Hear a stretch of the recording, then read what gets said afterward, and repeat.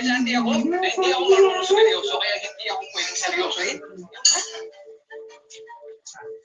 Sa kanyang official website, nakasaad ang titulong Funniest Stand-Up Comedian in the Philippines. Kamakailan ay number 1 sa isang sikat na streaming platform ang kanyang comedy special na pinamagatang Tamang Panahon. Dahil walang iba, kundi si Alex Calleja. Ngayong gabi atin siyang makikilala. Dahil iba makakilala ang napakari niyang pinagdaanan bago niya nakamit ang tagumpay. Totoo kaya ang sinasabi nila na sa likod daw ng pagpapatala ng mga komedyante ay isang malungkot na buhay na puno ng hirap. Malalaman natin yan sa aming special celebrity presentation na pinamagatang sa Tamang Panahon with Alex Calleja. Mama!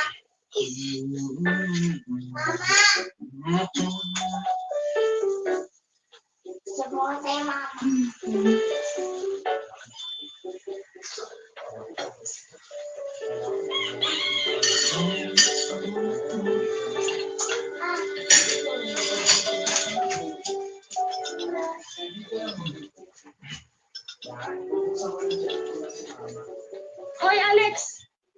Ba't hindi pa sinasakay itong mga to? Ay nga muna naman ate, bigat-bigat na ni. Kung anong mabigat dito, hindi naman to sako ng bigas. Kaya ko nga, oh. Ay, naku. Yan. Ano ba, Alex? Palagayin niyo na yan. Tama na. Magkakasino na naman po kayong dalawa? Sige na po, Nay. Sumama na po kayo. Eh, si tatay po, hindi po ba sasama? Yung tatay mo, wag mo nang asahan na babalikan tayo noon. Dahil matapos na hinatid tayo dito sa Maynila, ano sinamahan yung kabit niya sa Bicol? Hindi na tayo babalikan noon. Ay, tama na yung drama. Pero pala tayo na swerte ngayon, Nay. Nakaswerte tayo. Hindi ka na, mamadali O, tayo. ito, bahala din, Alex, ha? Bahala ka na dyan.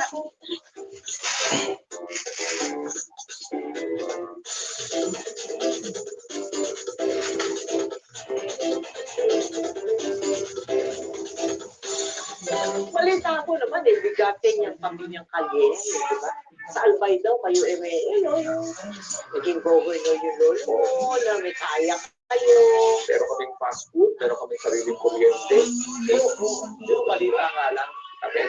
Kailan nag-uso kayo yung mga problema ninyong pananalapi ng pamilya mo? Yung pinanganak ako, ang nangyari, Tita Mel, nung nasa Bicol, yung tatay ko kasi parang siya yung bunso ng bilang anak ng gobernador. Tapos isang araw nagkasakit yung tatay ko, tapos naduling siya.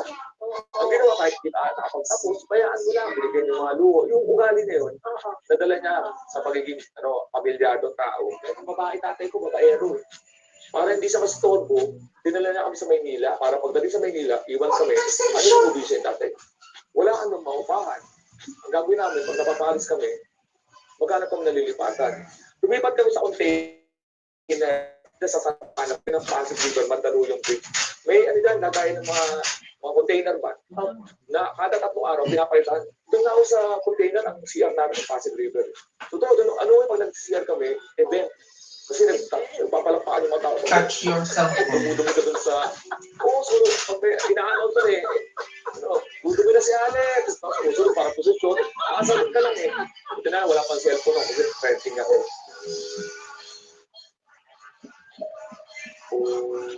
Ayaw mo tayo.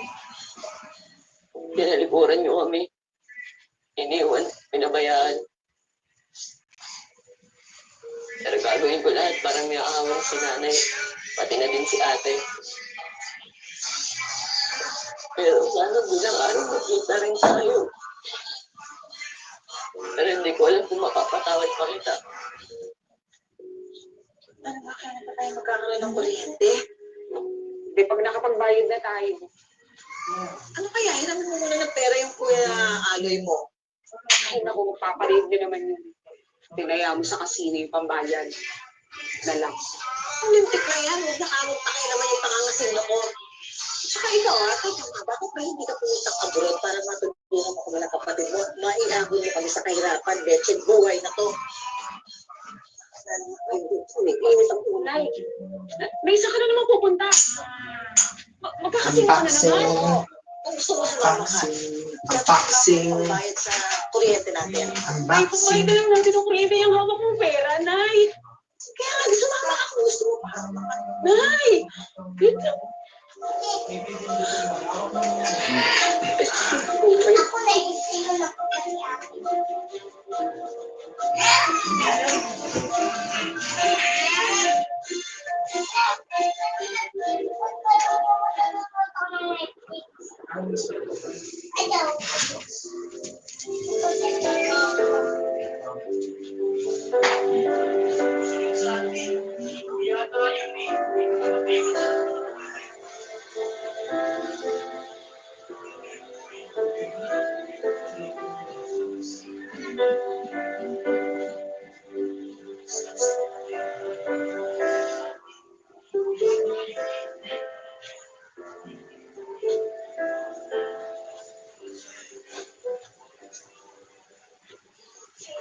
Nay, umiyak po ba kayo?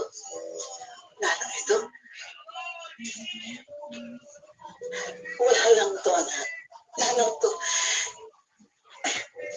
Masarap tong almusal, no? Nanalo ang nanay sa kasipang gabi. Kainin mo na lang sarap. Eh bakit nga po kayo umiiyak? Yung totoo na eh. Tumaan po ba si tatay? Abangan sa susunod na Sabado. Malamang siguro anak ko yung huling pagkikita namin. Kaya huwag ka nang umasa na babalikan niya pa tayo. Sinimot na lahat ng mga damit niya.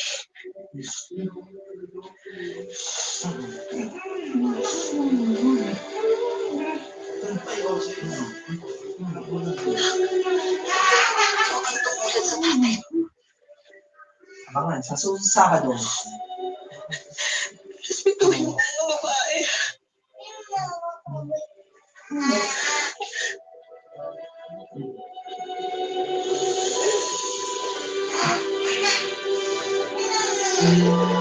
Magbabalik ang magpakailan.